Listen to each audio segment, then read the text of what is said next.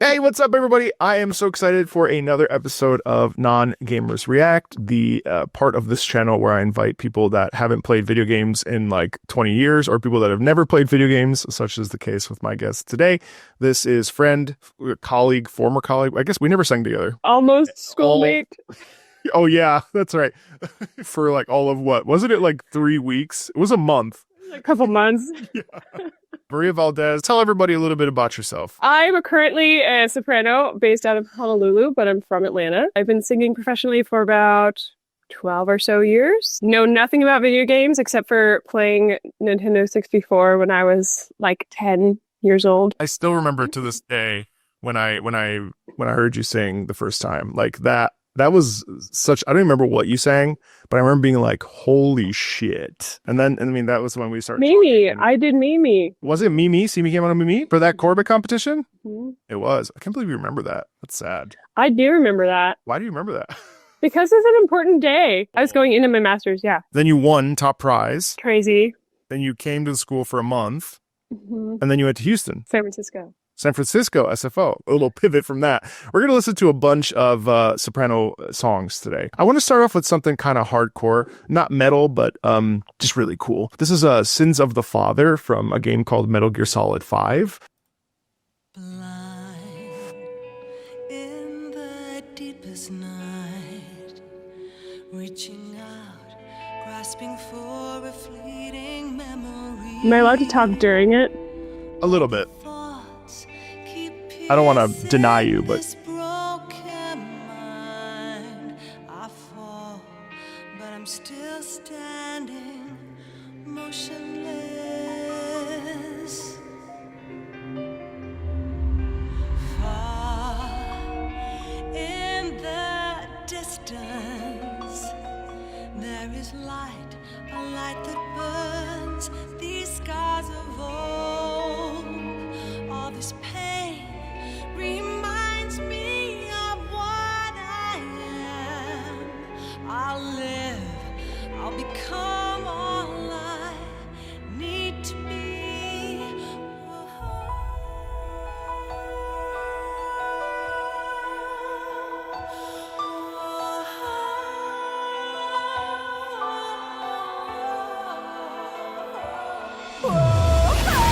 Yeah! Epic!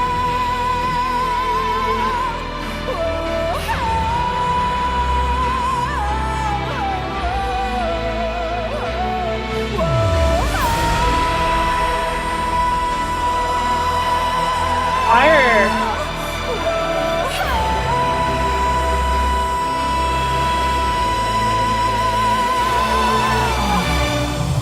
Words that kill.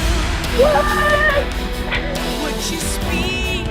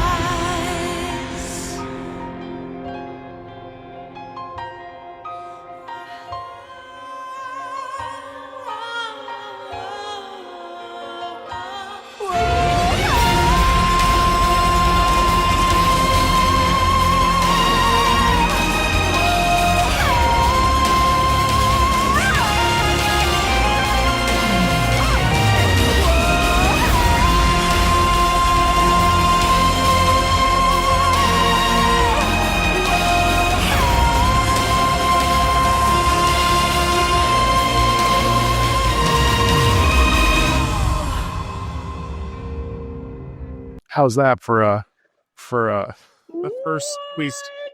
Amazing. Like so beautifully composed. The natural build that it goes down, coupled with just like her incredible singing and like Donna Burke's like just sort of release, especially like what comes to mind when you hear that? It was like multi-genre also. Like I at first was like, this is like a ballad, kind of jazzy, but like honestly heavy musical theater influences. Then I started hearing like atmospheric elements in the mix come in on the effects, the vocal effects. I was like, oh, this is kind of different. Then when I started hearing like the synth and everything come in, I was like the drops and then like the percussion and then the choir. I was like, this is so many things, right? And it became like very like metal, but with almost like a musical theater style of like belting and vocal line, which was very interesting. Is there an emotion that kind of comes through when you hear a piece like this? Like what to you, like as a singer, like what, as obviously like for those that don't know, like the job of a singer is to take the compositions of a composer and essentially like turn them into, you know, expression for an audience and have the audience be able to connect to the original emotional intention, essentially. Like that, our job is to be vessels of thought and feeling, right? Usually I'm like super obsessed with words and songs, but with this, there were so many things in like the production of it that were going on that I was listening to that I wasn't listening to words, but I felt pain. Like there was a pain being expressed and like a release. I find that especially when we get to the upper register like that and that sort of straight tone with a little bit of vibrato near the end and we kind of just punch. It's interesting because us as singers, like when we go up into our upper registers, it has, especially opera singers, it has to have this like rich, warm, sort of produced, almost I was telling my drummer friend yesterday, I was like, you know, sometimes with singers, it almost feels like, and I think this is a barrier for some folks with opera, is that it feels put on and it feels fake and disingenuous. Mm-hmm. Whereas with something like this, because the belt is so like no vibrato, clarion, very focused and pointed, it almost feels like it's a lot more of a raw primal scream, even though like a roar. Yeah, essentially. It feels like how everyone wants to just like let out their innermost feelings. Yeah. And that's why it's gratifying to hear it, because we all wish we could make that sound. I wish I could make that sound. I know, like right? That's amazing. It's also super guttural, you know. It feels very like in the body, you know, even though it's really well produced. I don't know. Sins of the Father is you put it on, it's always hard not to enjoy it. Recently, a game came out actually last year called Metaphor Fantasio. Great name. And the art aesthetic and the art design is amazing. There's a lot of, it feels very like Dali inspired in some ways, like the colors and it's a whole thing. And they got a Buddhist monk to sing the chant in this battle theme. Music in games kind of is there, depending on the genre, depending on if it's from Japan or Asia or North America or any other part of the world or Poland or what have you. We use music in different ways. Also, I'm not talking down to you. I'm just trying to like explain. I don't want to mansplain. I'm just trying to. You're not mansplaining. It's fine. But thank you for being aware. Most moments have music because that's how we drive up the emotional intensity and the emotional integrity of a piece. And so this is literally the theme that played basic battle, which is kind of perplexing because of how good it is.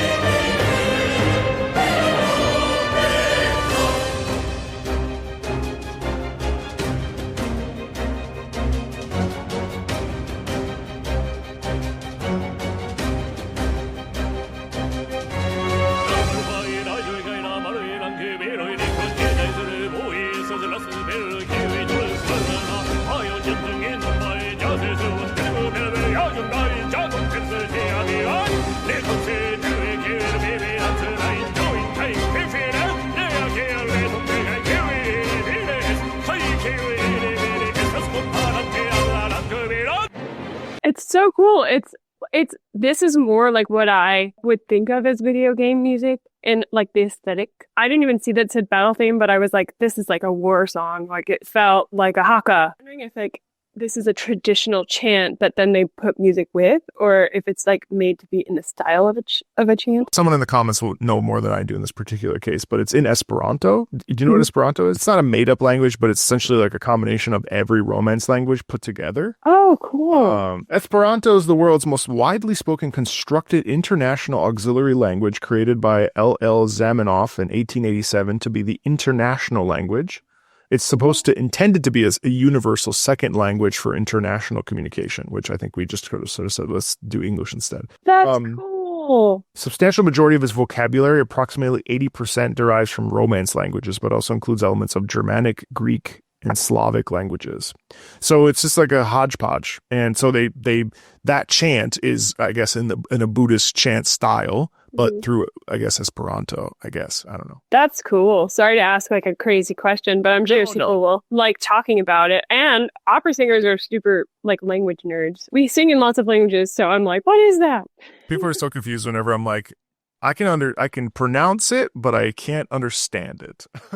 It's like, what do you mean? We learn the rules on how to pronounce it. Yeah. It's wild. It was funny. I used to like talk to folks that'd be like, oh, I'm in France for like 2 months. And I'm like, well, do you speak French? And they'd be like, no. And I was like, should you? Like, is that something that you might do? Because when I was in France, like for 7 weeks, my last gig, I felt so naked without being able to communicate with my colleagues. And so by the time I left, I was like semi-conversational. And that was a crazy experience, just be forced to be like, either I'm completely alone, I speak to 3 people, or I try to learn and try to engage in and showcase like my personality through a language I don't understand. Do you speak other languages? I'm like working on learning Spanish better because that's like my cultural language, but I didn't grow up speaking it. Italian is conversational, but I don't practice. But I did study abroad. French is okay. And German is like my least fluent of the ones that I sing in. Yeah, I mean, that's just how it goes. Plus, who's got the time to like, you just can't. Now with you can't constantly keep it up, yeah. Have you sung overseas a lot? Not really. No, I'm like kind of a rare case in that I've pretty much had a career in the U.S., which has been Seoul. Super hard to do, though. I know. A lot of people end up going over and then coming back, or there's a balance of both. Like I sort of tried to go do some auditions, but it was like a weird time of year, and then COVID happened, and I just like never planned that trip again. So then I just didn't. And now I live in Hawaii. I'm like, I don't really want to sing in Europe. You'd be better off going the opposite direction if you want to sing in China. Yeah. Did you like that piece? Would you say like that was good? Like it. I loved it. It was cool. I love like the mix of chant style with like electronics and stuff. You can tell that from my feedback that I really love like when genres and styles mix. Blend. I love that. It's so different. It's so unique.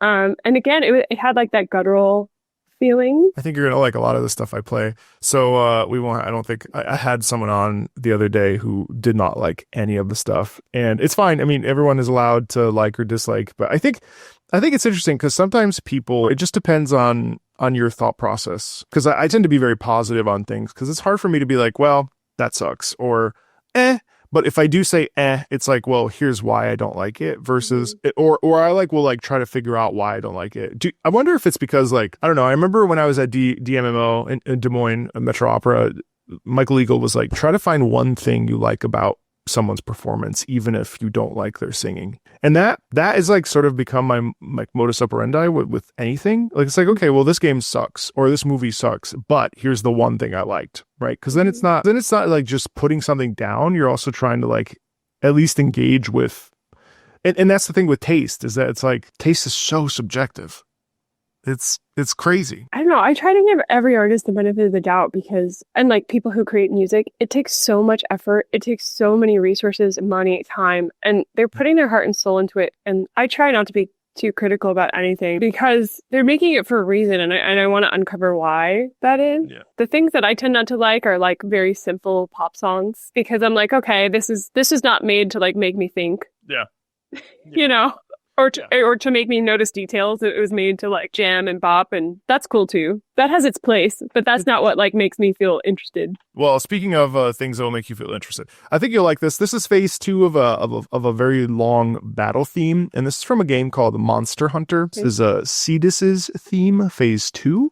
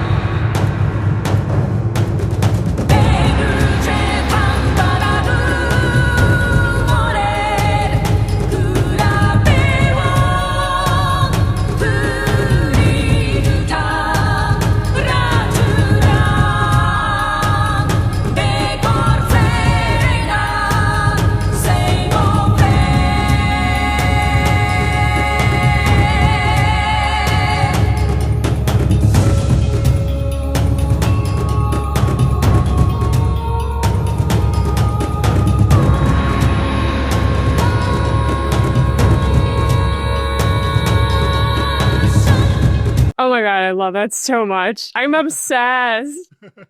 Obsessed with this. Is that sort of surprising to you that exists in this space? I want to like listen to more video game music because my soul is full right now.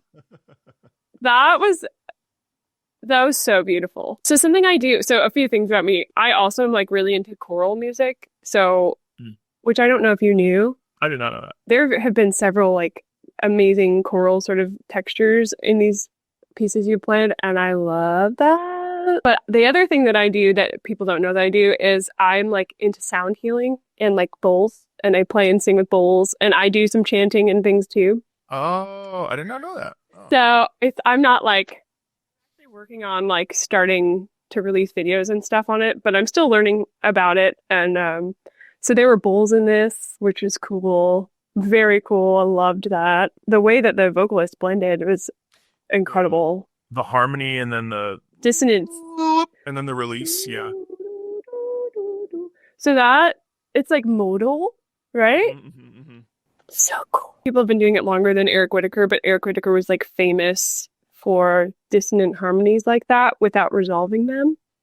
And it brought Eric Whitacre to mind. Did you ever sing Sleep by Eric Whitacre? Yeah. It's like a rite of passage. It is, isn't it? So he just re-released, so he had written it to a different poem, like Stopping by the Woods on a Snowy Evening. Yeah. And it had, he just released it because he got the rights to the like original text. Oh, wow. Yeah. I want to listen to that. It's been a while.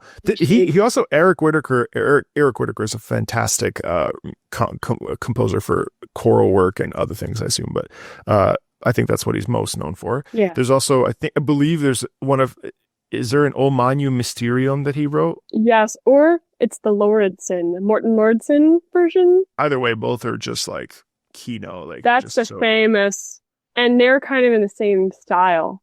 Yeah. What sort of image comes to your mind when you hear this music? Since this is technically a character theme. A very like mysterious and beautiful, like maybe warrior woman. Definitely like divine feminine vibes. Like Yeah.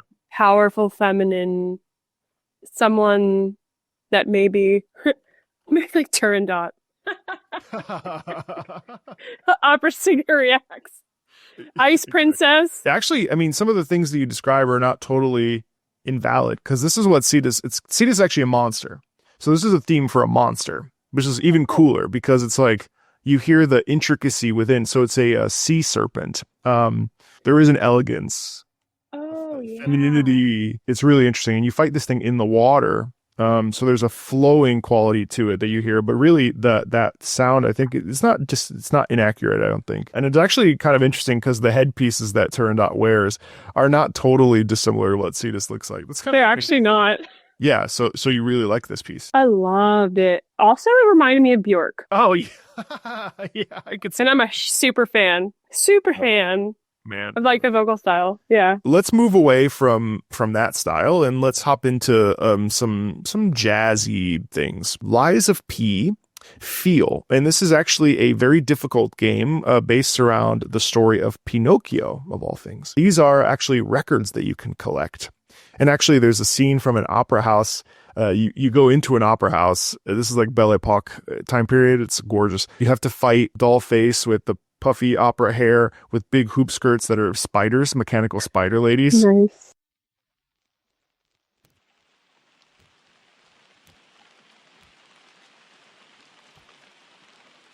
Close your eyes, come to me,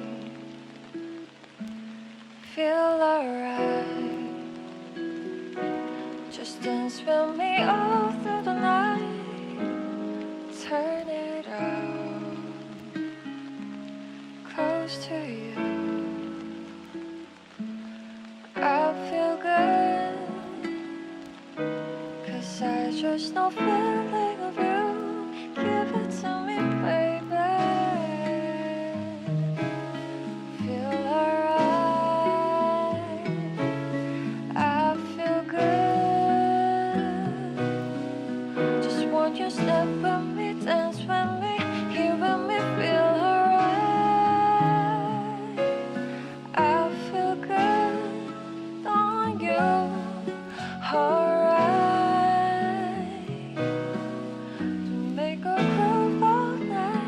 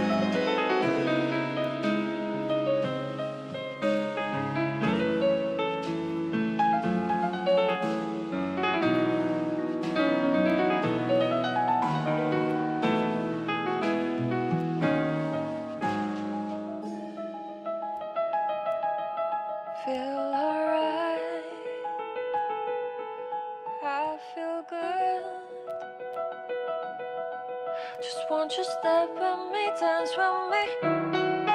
Feel alright. I feel good on you.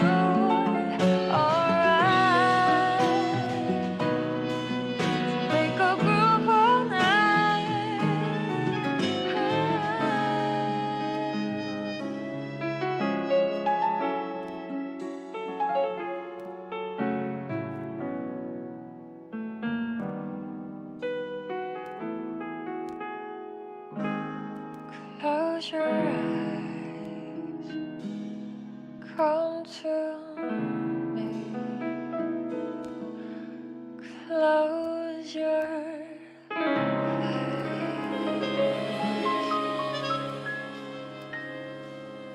Beautiful. I love the atmospheric effects on it. Like there's like a warped fading in and out, and like the analog like record player sort of sound in the background was really cool. Do you feel like it's overly simple? Do you feel like it's just exactly what it needs to be? I think it's more of a vibe.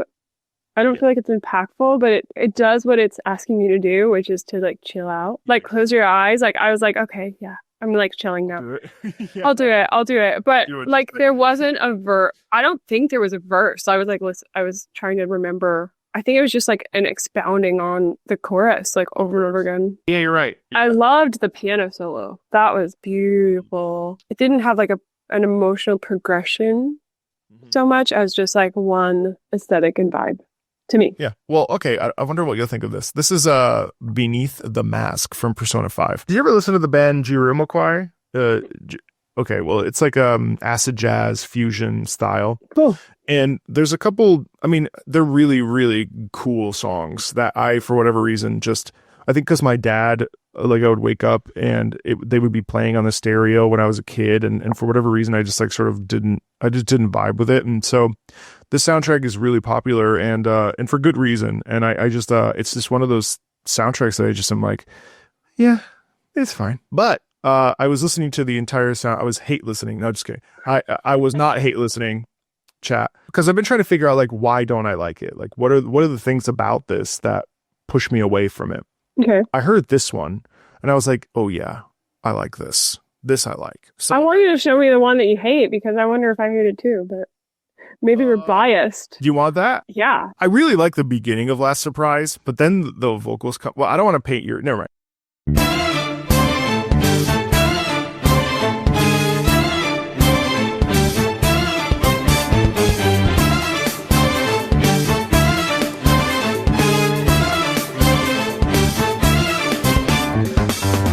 Try to run me through, hold on, think again. Don't you know what just happened? But you sure we got the clue how that this we go. Don't you know, no more art. And as I look to the horizon, not a cloud, but then stormy weather's go too cold. Seems like it crept up out of nowhere, all around you is not what you foretold. You never see it coming. You see that my mind is too fast for eyes. You're done, but the time it hit you, you're not surprised.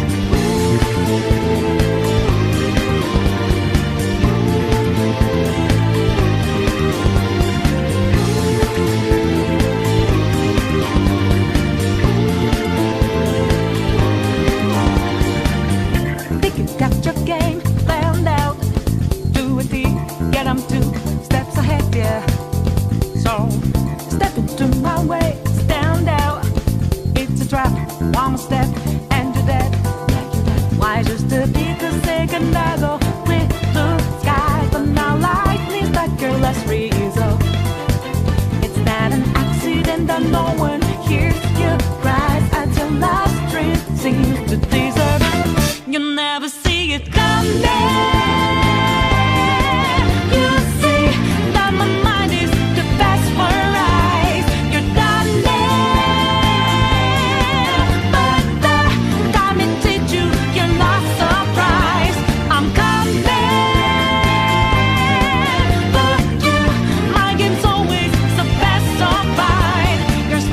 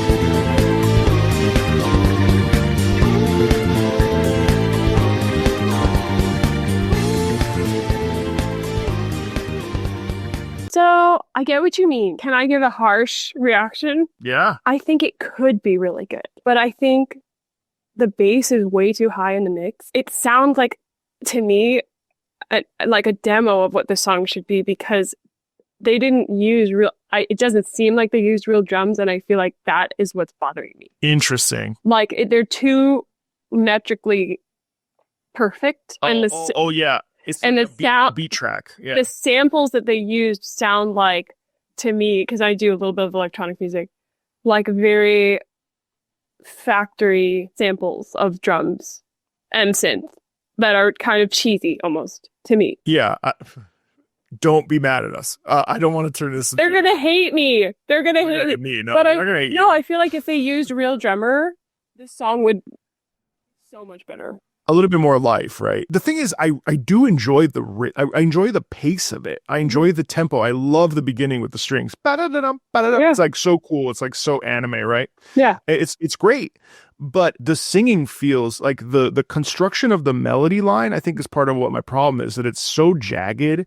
And I mean, I do like when it goes up, but it just feels kind of like put on to me.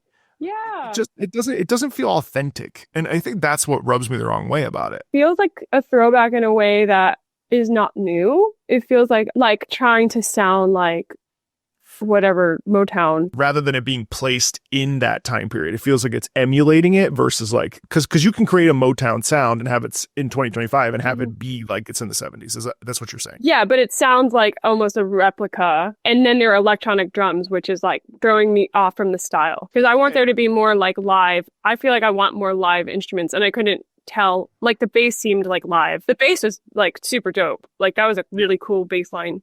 But I felt like it was really, really high on the mix too. If you go back and listen, like it kind of overshadows the vocals. And I want like more forward vocals in that mix. We want more life, but it's a good song. I guess that's what it is. Yeah. But let's listen to Beneath the Mask, the original song because I want to balance it, because maybe this one will be different. Because I listened to this the other day and I was like, yeah, this hits. And I also, you don't think I affected your perspective on it? That was you having your no. And also, like, I actually love electronic drums, but like in that style, I wanted live.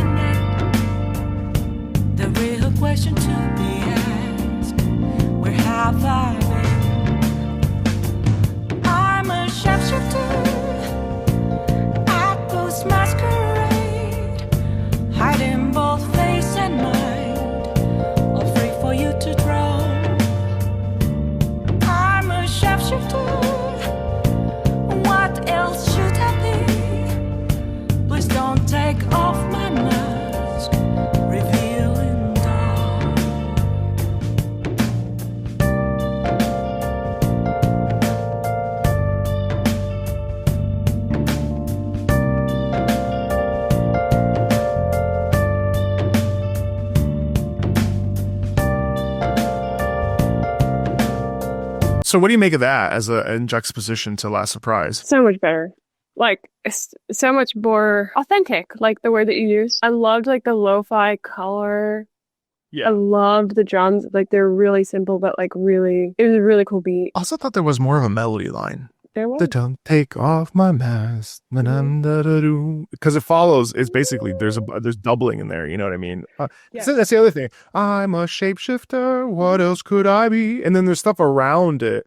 I think also her singing, there has that flexibility and like it's jagged. It's it's got some really nice slides and yeah, you're right. It's like muddy, but we want muddy in times because that's the humanity of it, right? Yeah. No, I loved that. You can hear more of her vocal color. I honestly think it's the mix. Interesting. It felt to me like in Last Surprise that she's just trying to get from point A to point B, so she has to go versus like actually like allowing it to. And you're right, it probably is the mix because I mean they probably I mean it's a very interesting thing like the difference between a slow song, a fast song, and the thing is like video game audiences. I think sometimes I've noticed this they they'll skip to the banger, to the drop, to the whatever, and it's like sometimes pulling back and allowing it to sit is a much better listening experience than just having a fast piece that just is like, because you know this as well as I do. A good singer is incredible. A good singer for 5 minutes is boring after a while, right? Because I'll never forget, there was a singer that I knew and I was like, oh my God, she's astounding. And then I was like, okay, she's astounding. Okay, she's astounding. What else? Okay. Yeah. I mean, they say this all the time, but it's so true. Like, the less is more sometimes while you're doing in between the notes, taking time on certain things. It makes a huge difference. Well, even just imperfections. I mean, the fact that there's slides in that, like that's, I mean, theoretically a slide, I mean, obviously it's a connection, but you could argue to a degree that that's a bit of an imperfection as well. Like on the Yeah. Because if it was all just like properly annotated and each note was sung, it kind of loses it. Then sounds like a computer. Have you ever heard anything from a Chinese opera before? I think so. Yeah, I have. I did like a study abroad thing in Beijing where we did like an exchange. We didn't get to see a Chinese opera, but we heard things. Like the Beijing style with the very nasal pointed. This game out of China called Genshin Impact, actually, I thought this was a pretty audacious move to have a Chinese opera character that you could play in the game. And this is called the Divine Damsel of Devastation.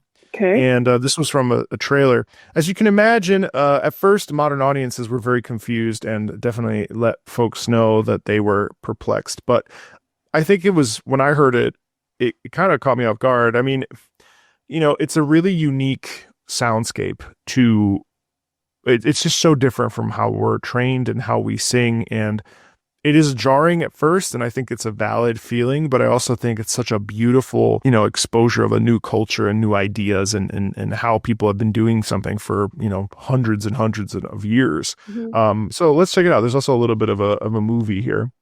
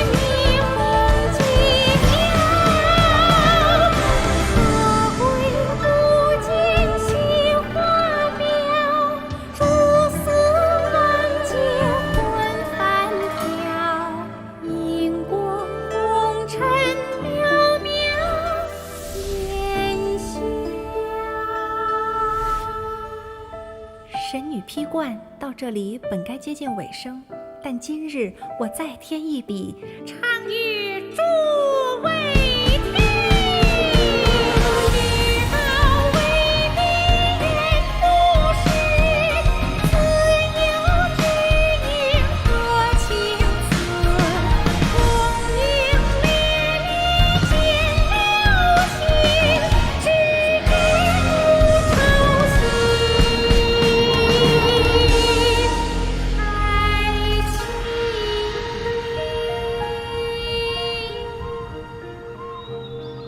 彼时鹤归，茫茫天地无依靠，孤身离去。今日再会，新朋旧友坐满堂，共聚此时。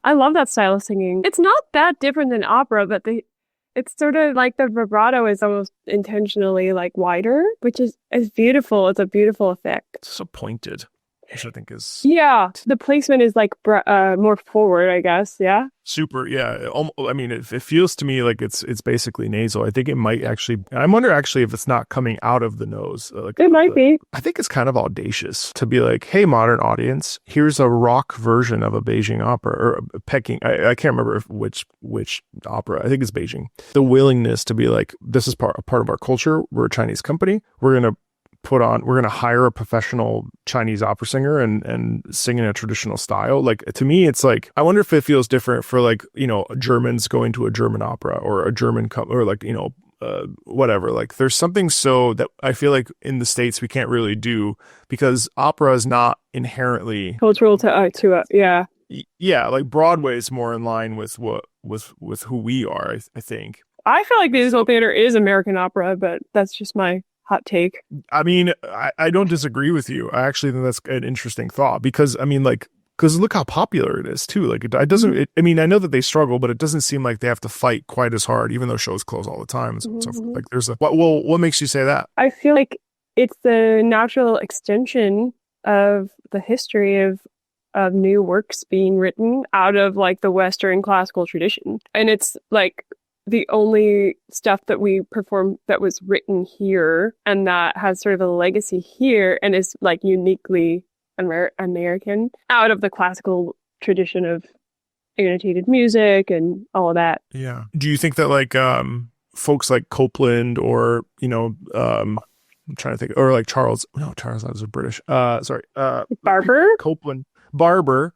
Yeah. Like, do you feel like those guys are sort of intrinsically still in the classical European sound print versus Broadway, let's say? I feel like they're more classical European, but it starts to turn. So like a piece that I sing a lot, which you can find on YouTube, the Barber's Knoxville Summer of 1915, like you can hear that he starts writing a vocal line closer to speech patterns.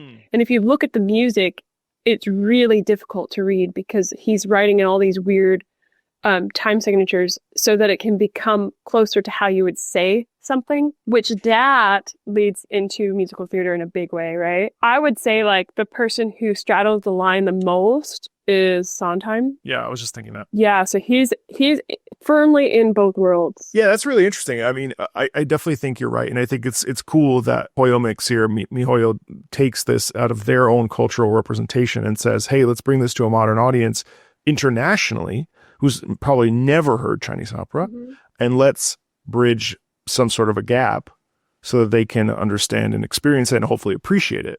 So people didn't like it? At first, I think people were just confused. I think like at first they were like, what is this? I think it's really easy to make fun of it because of how it sounds. And so people are like, oh, well, that's funny. But it's like, okay, well, actually, what's the story there? What are they showcasing with this? Why are they doing it? What's the cultural benefit of it, and so on and so forth. You know what I mean? Yeah, well, sometimes people think opera singing is funny. I mean, with the vibrato and stuff, they're like, oh my gosh. And depending on the singer, that changes too, right? Like, I didn't feel like the singer we just heard had an abrasive voice at all, or like a jarring voice. I thought it was really pleasant and beautiful. But I have heard Chinese singing that is more jarring. I'm surprised that people wanted to make fun of it, honestly. But you've had to do those shows where you sing for kids and they like cover their ears because they're like, opera, what's that? It's loud. I have. They're terrible. Speaking of opera, here's a robot singing opera. What? This is Portal 2's Cara Mia Addio. In this case, this is GLaDOS. Dio. Did you forget to double the D? No, Cara Mia Addio, no. I did have somebody a couple days ago, someone said, I just want you to know that your Italian pronunciation is terrible. And I was like, are we sure? Are we sure it's terrible? You know what? You know why we do that is because we don't want to sound pretentious and like suddenly be like, Pinocchio. Sir, I grew up there. Anyway, this is kind of... Sir, I am Italian. This is when GLaDOS is saying farewell to essentially the person that she's been torturing you. She's been torturing the whole time, and they are able to leave. And it's a very touching moment. In my reaction to it, I actually laughed quite a bit, and I think people were confused because they thought that I thought it was funny, but it's actually just so surprising. And you'll hear what I mean once you listen to it.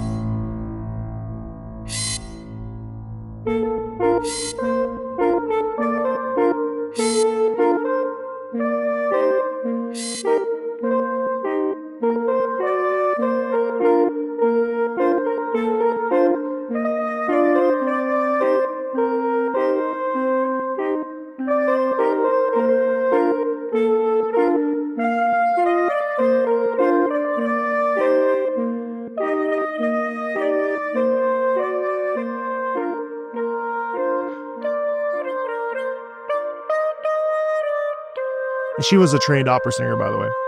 Okay, cool.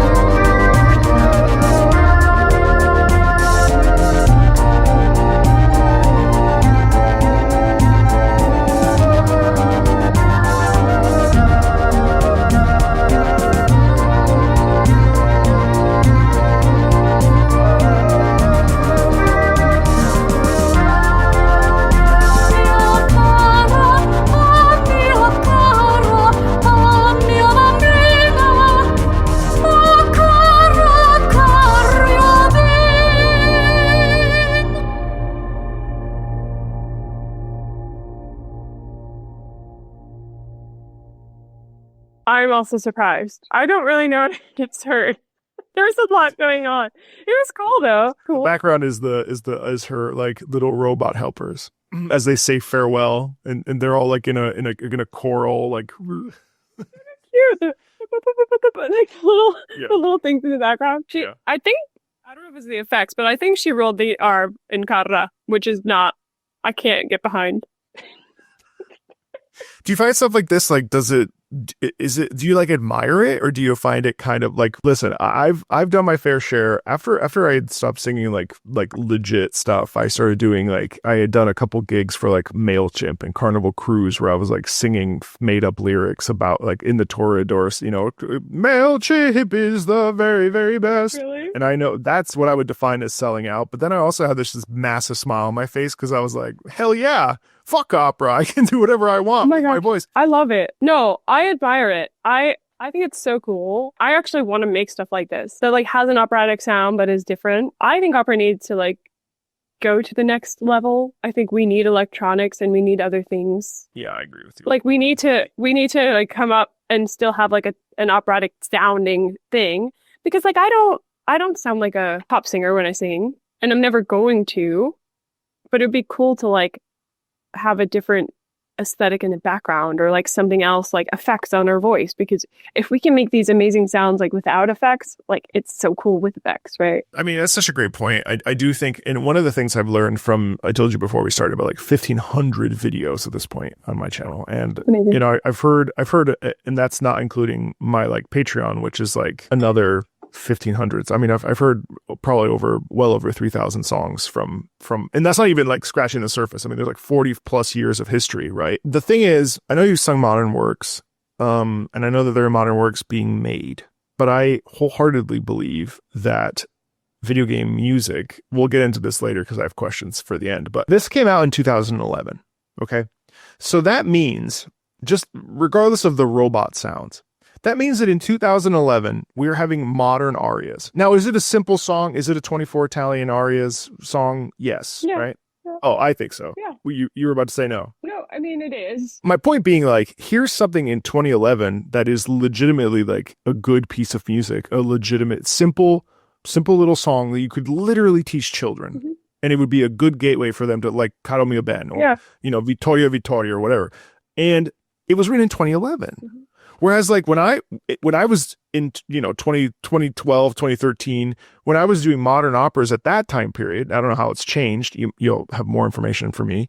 Like, I was like, why is no one writing a melody? Why is this music so sharp and jagged, and why does it hurt me when I sing it? Mm-hmm. But then you go to sing La Boheme and you're like, oh my God, a warm balm. It feels good. Well, I have a lot of thoughts on that, but I think that without ruining your career. Without ruining my career, I've done some new works that I absolutely love. My favorite living composer, Glow, and I recorded his piece, Glory Denied, and he does a really beautiful job of maintaining melodies and still doing it a little differently than operas that came before. You can find that on Spotify. It's with Atlanta Opera. My Darling Jim. It's a beautiful melody. In his words, he wanted it to be like Mimi. Like, when I made the recording, he was like, no, this is full singing. Like, this is lyric singing, right? So that was cool. But then I've had other experiences where I think in trying to be unique, sometimes composers lose sight of what people actually like. And because they're trying to do something revolutionary or different or create a new sound, they don't really think about what it feels like to sing. And I also think that, like, training for composers is not the same as it was. I don't think that they spend as much time learning about each instrument that they write for. And you can create something online on a computer software composing program that sounds fine, but when someone goes to sing it, it's not singable. And somehow, modern video game composers are able to write on using Ableton and whatever, and are able to, Logic, and they're able to produce melody lines that are singable and also sound good. Mm-hmm. And, it's a very interesting thing where we are, where I continue to feel that video game music is at the forefront of the evolution of, the thing is, it's gone backwards. Like, have you ever heard 8-bit music, like music from, Super Nintendo? And like, some people say that that's like the core essence of what video game music is, because that is the most unique sound, the beeps and boops, the electronic stuff. And obviously I've not played any of that for you. If you want to hear some, I can. But my point being, I know it. Yeah, that's right. She's still a non-gamer, but my part is not. I'm a non-gamer, but I know Mario. I've heard it. The point is, like, now I've played mostly tracks that have circled back to essentially classical, and so in some ways, it's like, what is the true identity of video game music? Is it the classical stuff? It's kind of all of it, and that's, I think, what confuses people and why we don't see it. We're seeing it now with like pops concerts and stuff, but it's why we don't see it alongside classical programming, because it's really hard to pin down, because it's just different. My dream is to see this thing in halls with alongside Brahms, with alongside Mahler, and alongside Orff. There's no reason for it not to. But yeah, anyway, long tangent. So it surprises you that it exists, essentially, because it's opera aria. It does surprise me, and it's really cool, because I'm constantly wondering, like, how we're going to get people interested in opera and how it's going to stay alive. And I think that this is one of the ways that it stays alive. Have you ever heard the Halo theme? Yeah,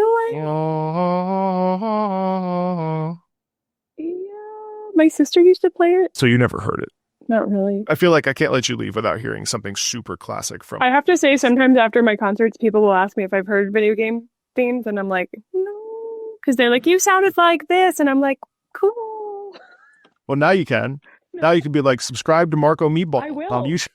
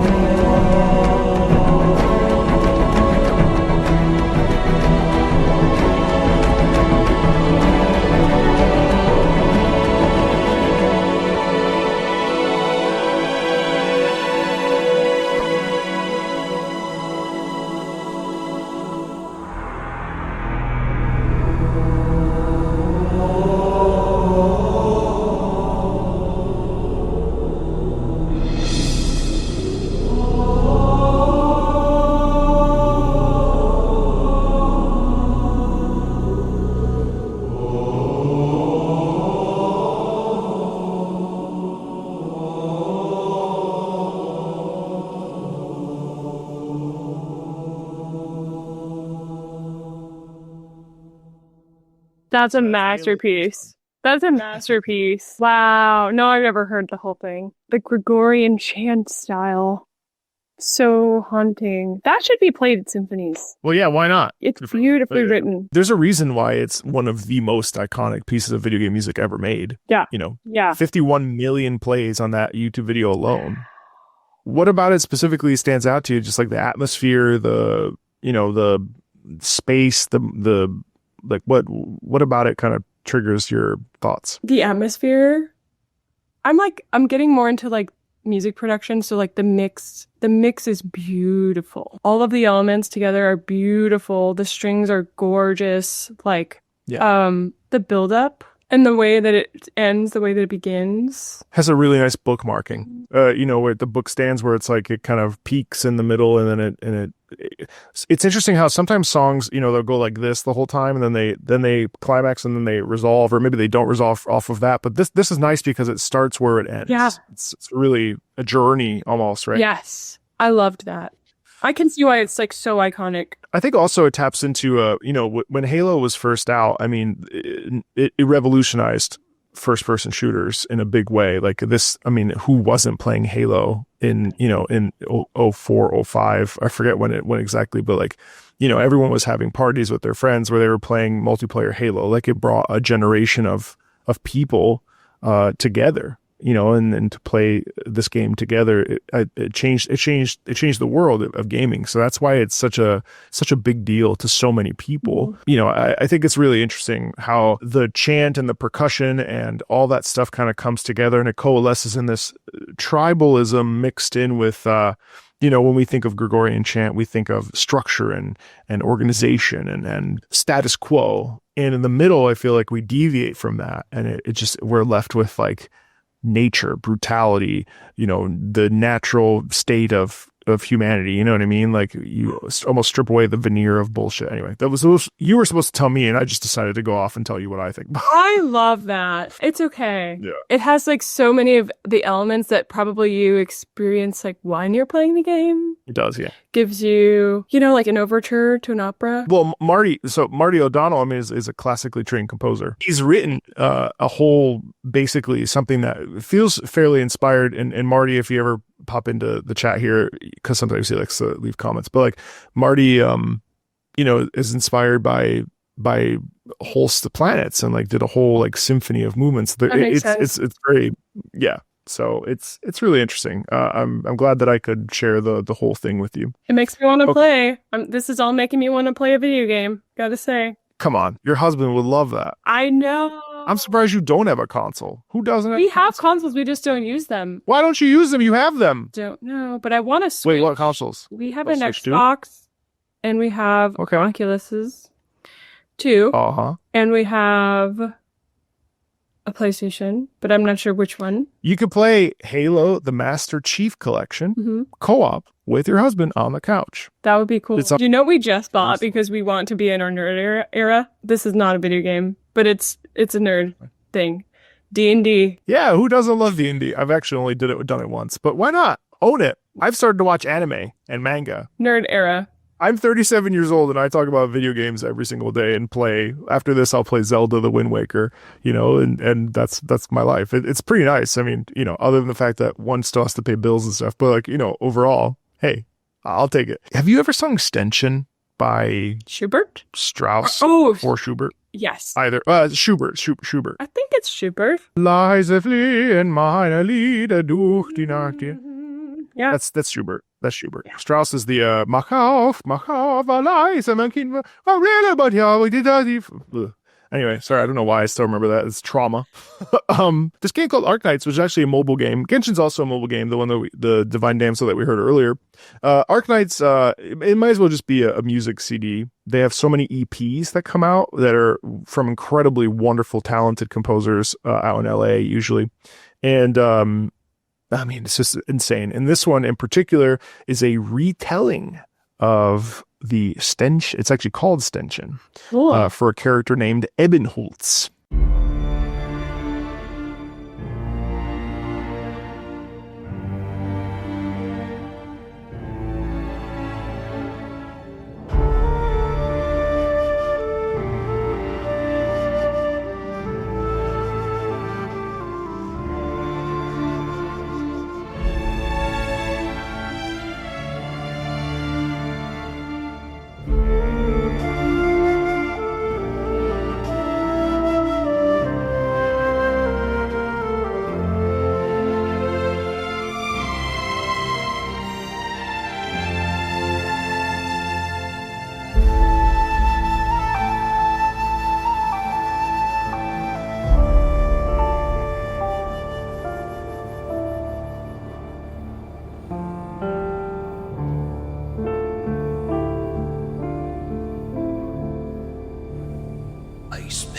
my life, suffocating, ignoring villains, leaving inside me all my guilt is never fading.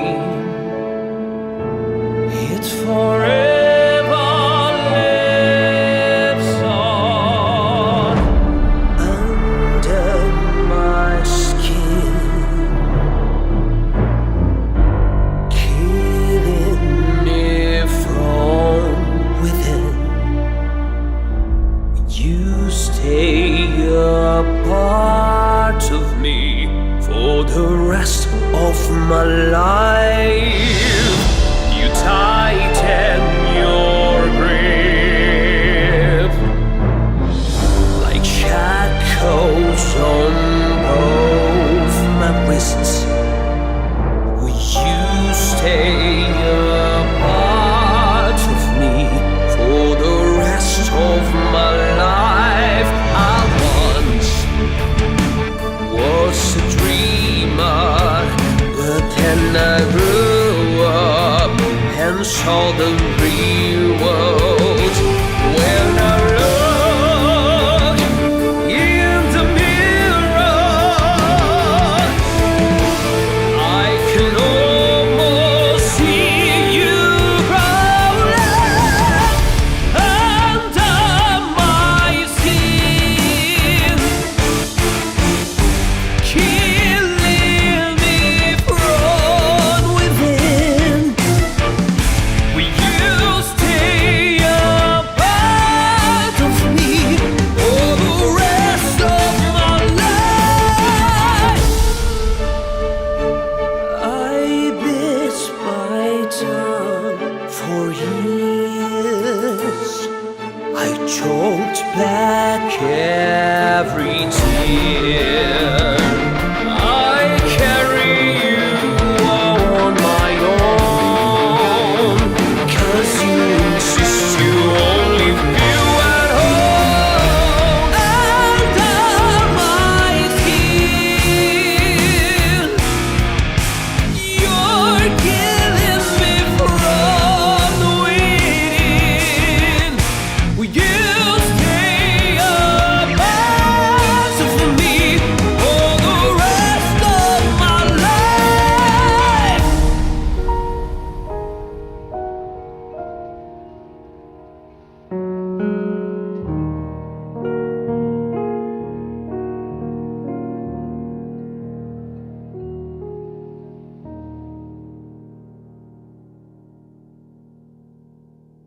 What do you think of that? Is that cheesy? Is that awesome? Is that cool? Is that bad? Is that weird? I love it because I don't know, people don't know, but I'm like a former hardcore kid and like emo kid. Oh, you are? Like that was my favorite music growing up. Who am I? I do sound healing. Like I'm an emo kid.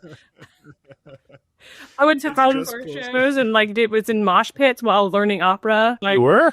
Mosh pits, no less. All right, I have for to change sure. some things up now. For sure. No, I loved that. I was like, there's like everything that I love in like one song. There's an element of some cheesiness, but that's like kind of part of it, right? Here's the thing, too. I mean, like, at least it's integrating something that most people would never even consider. You know what I mean? Like, no one's considering Schubert's Stenchen. But and it's really there for the people that either know or spread it around or want to know, or you know what I mean. Like Not in your face either. No, it's just like an homage. Yeah. When I heard that, I was like, "What?" I was like, that just like makes my heart happy because I'm like, oh, that's a song that I love, and it's My childhood, yeah. And that, yeah. The next two pieces are just lovely choral pieces. I know that, although you did just tell me you loved hardcore emo metal music, so now I'm kind of confused. But I think I'm going to stick with my original plan here. I've already changed it twice. I played through 3 Ace Combat games. Ace Combat is a fighter plane game, and I'm nuts about the music of Ace Combat. fighter And there's, playing. When is that? fighter planes, like plane. like Oh, okay, cool. Yeah. Pew. So when I first heard the music 3 years ago, I thought it was going to be really stupid, to be honest. I was like, this is going to be like super like electronic, like me. But instead, I ended up getting like flamenco, which was crazy. And then I heard the music to this game, the Unsung War. And this is the final mission, essentially. This is the music that plays while you're finishing, like shooting down a nuclear satellite as it throttles itself towards Earth, if I remember correctly.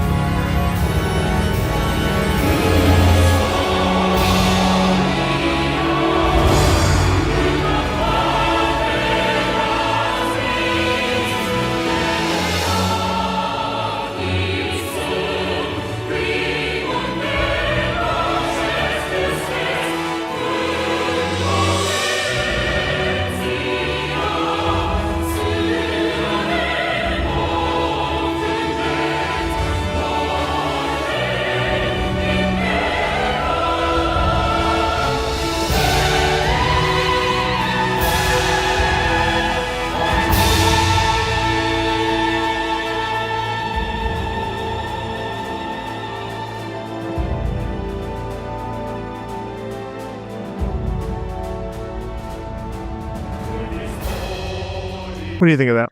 Oh my gosh, how beautiful. How like uplifting and motivational. The writing is gorgeous. It reminds me, honestly, of like hymn writers, like English style choral music. I think of like John Rutter or even like Vaughan Williams. Oh, totally. You know? Yes. But when they all come in the unison in that big uplifting section, like towards the end, that's like a hymn style chorale. Yeah. Like classical music technique, which I love. There's a lot of plain Jesus motifs that kind of pervade all of the games where you're just a really good pilot. And again, I think what really throws me off is that this is a game about like fighter planes and shooting planes down, and like the whole story is basically anti-war usually. But like for instance, in the fourth game, the last song is called Megalith Agnus Dei, and it's literally like Agnus Dei, Lamb of God, you take away the sin of the world, you know, grant us peace. Like the symbolism in so many of these pieces. Like, I mean, again, you would just never, like, literally you're flying in the air. Here's this giant silo satellite with a bunch of warheads on it. You have to shoot out the warheads, and this is playing. Like, there's just, I mean, it's like, I mean, I know that context is important, but there is something to say about just like, this is crazy, you know? It's glorious. Glorious. It's so, and like the orchestra they had to hire and everything to make this is like epic. This game just came out. Actually, you should play this. You should oh my God, you should play this with your husband. Okay. It's called Clair Obscure Expedition 33. It is a French game. It's turn-based. So the enemy takes a turn, you take a turn. It's like classic like it's classic Final Fantasy vibes. You know what that is? Final Fantasy. Yes. Super French. And basically the plot premise is this paintress sits on a monolith. She has divided the continent of Europe up, in France, or Lumiere is the name of this place, is separated from the rest of from the continent. And every year she paints a number on this monolith, and every year that group of people that are that age die. So they're called the gommage. A lot of French influence in that. When it's the 33-year-old's time, they have 1 year to stop her. It's way more complicated than that, and there's a ton of twists and turns, and just it's an incredible just full of grief and love and life and you know what it means to exist and what it means to be alive, and it's beautiful. I'm gonna play you Aline because it doesn't get as much love as it should.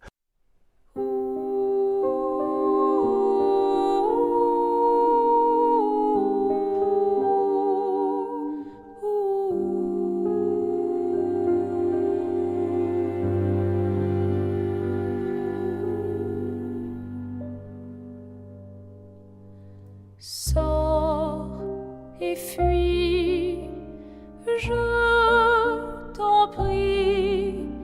Fuis ce tableau maudit, cette toile d'une fausse vie.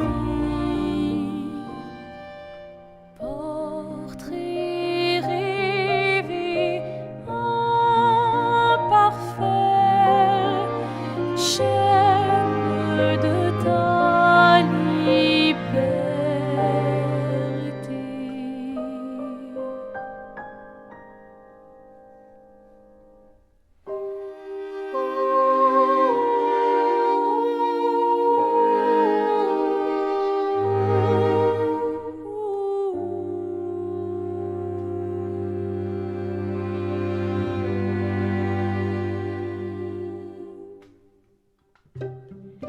Alors tranchons la trame,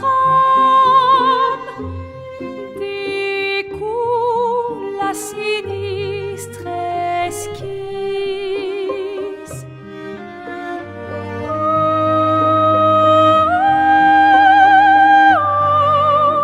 Sors et fuis, je t'en prie. Fuis ce tableau maudit, cette toile d'une fausse vie. Portrait rêvé, imparfait, chaîne de ta liberté.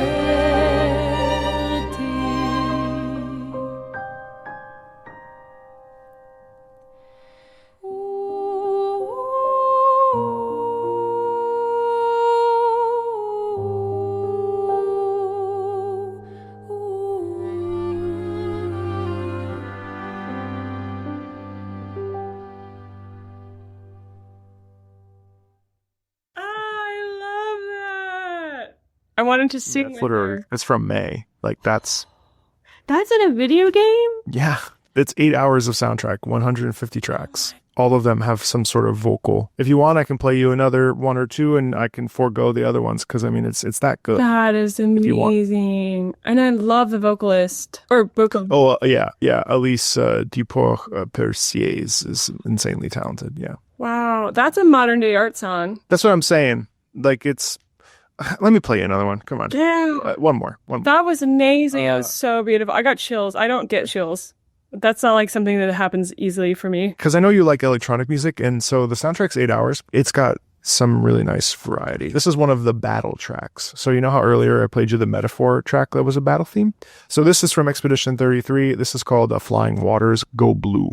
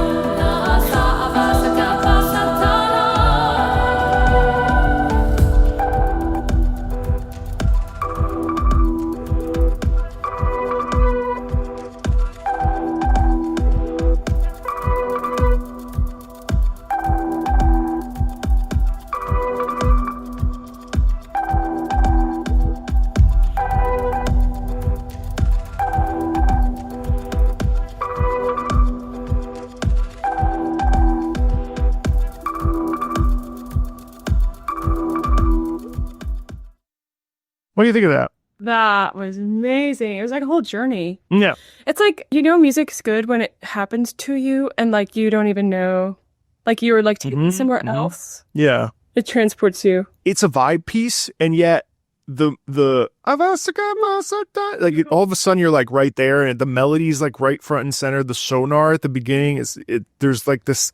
It's this like game, isn't it? It's like this dance with the music. And that's like, this is like when electronic music is so powerful, because it's like the sounds they choose put you in a different reality. That's when electronic music can be so amazing. And they did such a good job. Well, that's not dissimilar to the healing, sound healing. Mm-hmm. I mean, in a way that I mean, you could put that on and just loop it for 30 hours and you would actually come away probably more refreshed or more relaxed. Yeah. So it's minimalism. Like if you want to like make it classical. Oh yeah, it is minimalism. Yeah, you're right. I mean, what's the difference between that and John Adams? Not that much. Yeah. Or Philip Glass. Glass. Yeah, that's right. John Adams is a little, well, it can be. Can be, but can be also more jagged. Philip Glass is more. Oh, you're right. Yeah, you're right. Philip Yeah. Glass is I'll like never a forget. lot of movie soundtracks. I'll never forget listening to the book from the Mao Zedong. What was that opera? The book.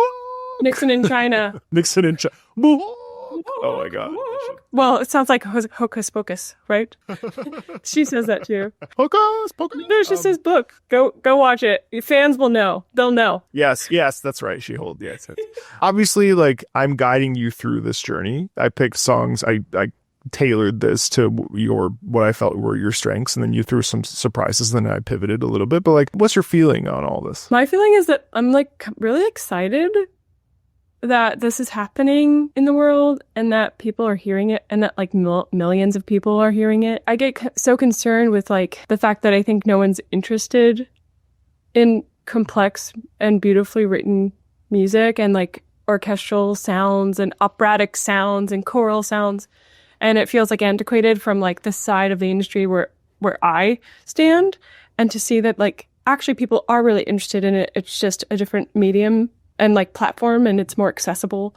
I'm excited, and I'm like wanting to learn more about it too. I'm gonna go like look up these soundtracks. We got another one. No, but seriously, I mean, like that's the thing. Like what you're saying is correct, and I think that it's living and breathing art. And even though I will say that a lot of stuff does get lost because of the speed at which the industry moves every year. Game of the year, soundtrack of the year, visuals of the year, blah, blah, blah. And then the next year, it's like, wait, that was just a year ago. It's almost like we lose a little bit of relevancy, but it's living, breathing, alive. And the thing that people don't realize is that something from 20 years ago for you and I, or any musician that's studied classical music or music from the 50s even, We're calling it modern. you're performing in an opera like right now, but by the time this goes up, it'll already have happened. That is, 1817. I forget what year Marriage of Figaro was written. Yeah, well, Don Giovanni. It was one of his last. I'm gonna look it up because I don't want to be wrong. It was written in 1787. So here we are in 2025. Don Giovanni is one of the most popular operas in the list, top 10. But over here, we have stuff that came out 2 months ago that is captivating people. Claire Obscura is an anomaly. I mean, like this guy was a guitar teacher. He posted some songs on a random website that doesn't even exist anymore. The guy that was creating it was like, oh, that sounds good. Well, 8-hour soundtrack later. Wow. You should just download the sound. You should buy the I'm going soundtrack. to. Honestly. I am. And I sit here as a former professional, a still opera singer, but former professional opera singer.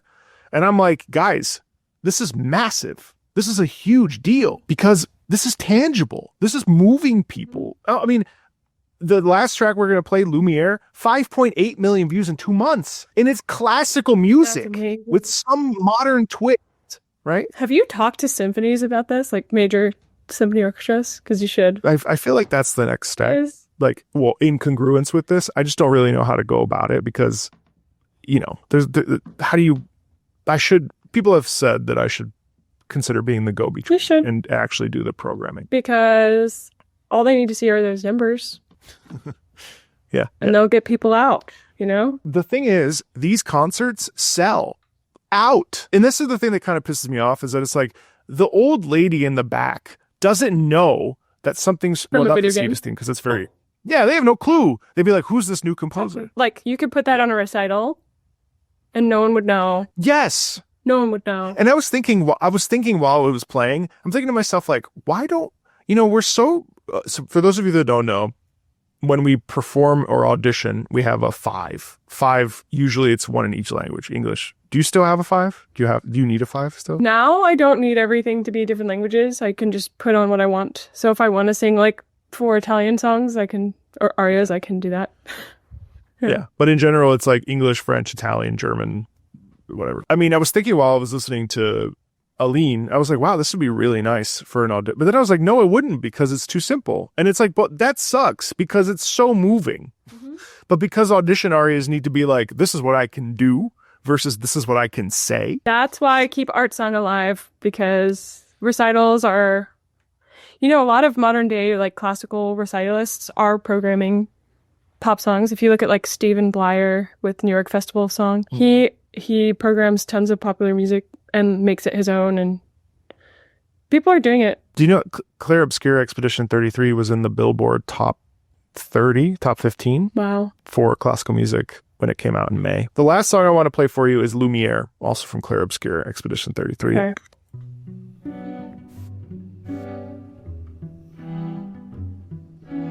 Dim, dam, dadilam, vacarme, s'en va dans l'oubli éternam.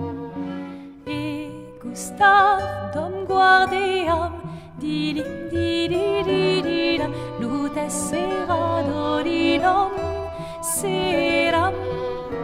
Dim, dim, da da da, dim, da da da, dim, da di dam.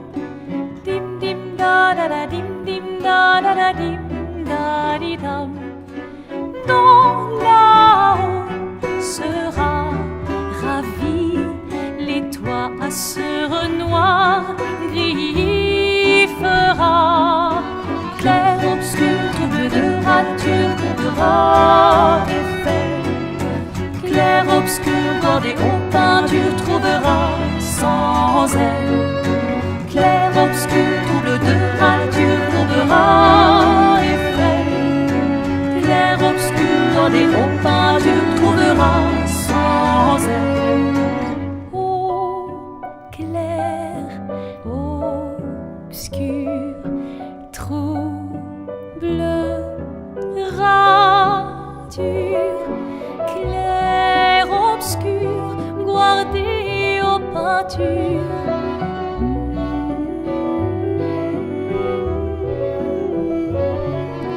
Clair, obscur, trouble de rature, courera effet. Clair, obscur, guardé aux peintures, trouvera sans elle. Clair, obscur, trouble de rature, courbera effet. Clair, obscur, guardé aux peintures, trouvera sans elle.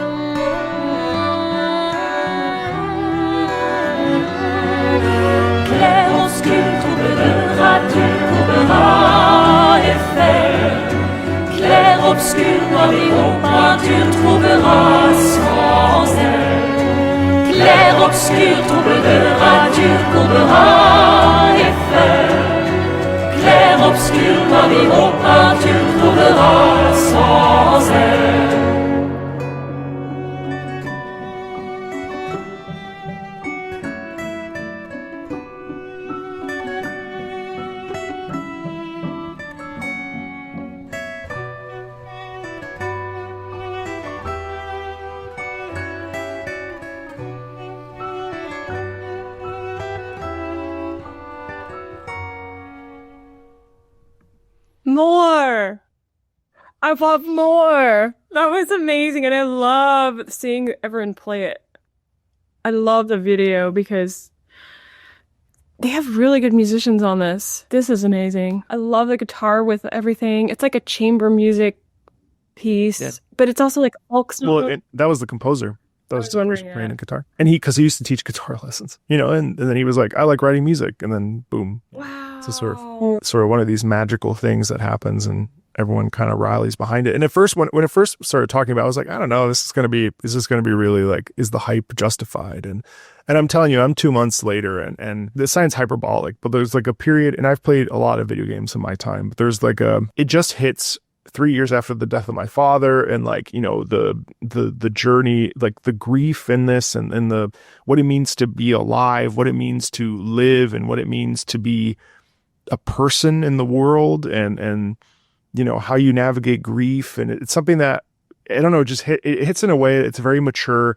Everything is handled with such grace and elegance, and it's just that good. When people have been saying it's like the game of a decade or a generation, and it really is true. Wow. It's seismic. It's colossal. Not to overblow it and then you play it, but honestly, like, it doesn't matter. Everything I say, it's actually better than what I'm saying. Wow. I can feel it. I can tell. Having heard all of this, now I curated this to be very vocal heavy, but like, what's you feel intrigued? You want to explore more? Yeah. You think you're going to become a gamer? I could. I was already contemplating it because I have so many friends who are gamers, and they're like, you should play. And I'm like, I don't know.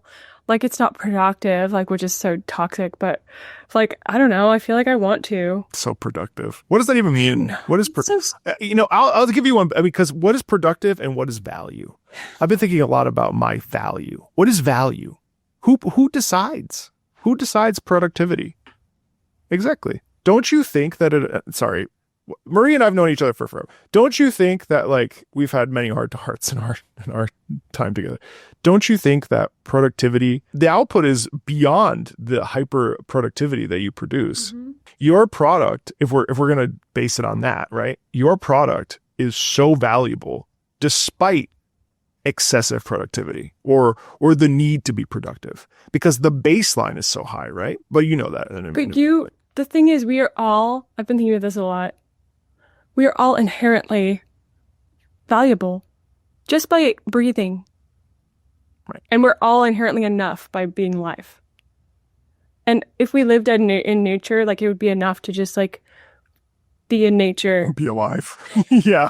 Just survive. Yeah. That's, like, all it actually is. And we add everything else to it. So, yeah, I've been thinking a lot about how important it is to play, to have play and fun and whimsy in life, and how that's really good for our mental health, and how it actually, like, creates community when we play, and games are a huge part of that. And to that extent, on the flip side, I just had therapy yesterday because I've been feeling, not in a rut, but I've been feeling a little bit stuck, and I wasn't sure if it was burnout, and that scares me because I love this job. I want to do this job for as long as possible, as 20 years. I don't care. I want to be old and gray and talking about video game music, right? Like, that's wow. And I was thinking about my value, and, you know, in my first couple of videos, it's like me listening and doing a bit of talking. And as I've sort of gotten really good at it and comfortable, and also, you know, providing value and thinking about what I'm saying, thinking about why things are happening the way they're happening in music,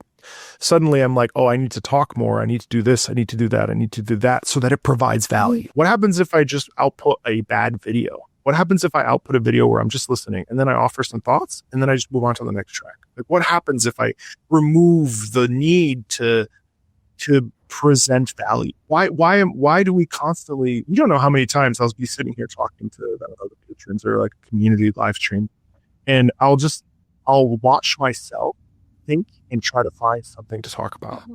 And it feels so disingenuous, because any thought that I have is a valuable thought. And I don't even think it comes from a place of ego. I just think, like, there's experience there. So, like, I'm hearing something that someone else isn't hearing, and they're also in the chat or something, or also providing me with something that they feel. And it's a mutual exchange of feeling an idea.